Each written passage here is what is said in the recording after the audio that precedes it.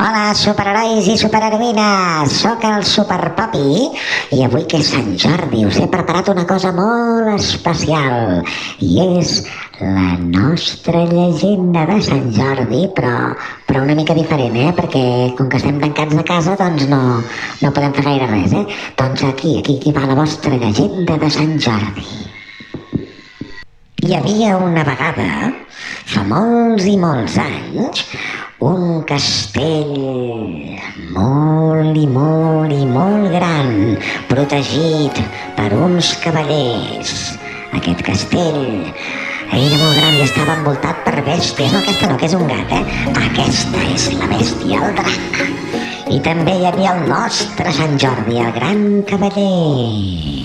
Doncs bé, va començar una lluita ferotge en què el drac intentava entrar i no podia entrar. Llavors van decidir donar-li menjar al drac.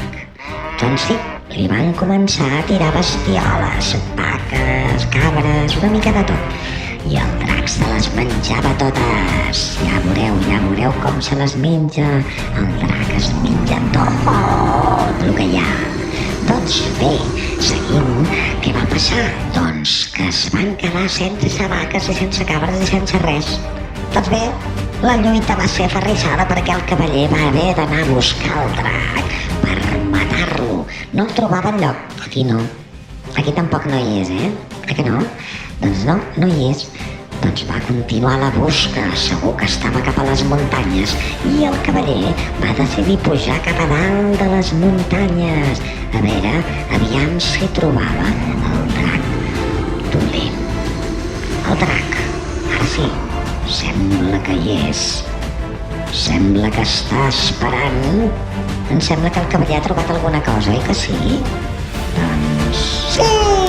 Mireu el drac com lluiten. Una lluita aferrissada entre el cavaller i el drac. I el drac, atenció que se'n va, vol marxar i marxa volant. Surt volant, el drac surt volant i se'n va cap al castell i entra dintre el castell, però el cavaller segur que baixa per anar a buscar. I atenció, que ve la lluita final. Lluiten sense parar el drac i el cavaller, però atenció, perquè sembla que el drac guanya. Que guanya el drac, però no, perquè el cavaller li clava la llança i l'espasa molt perforada.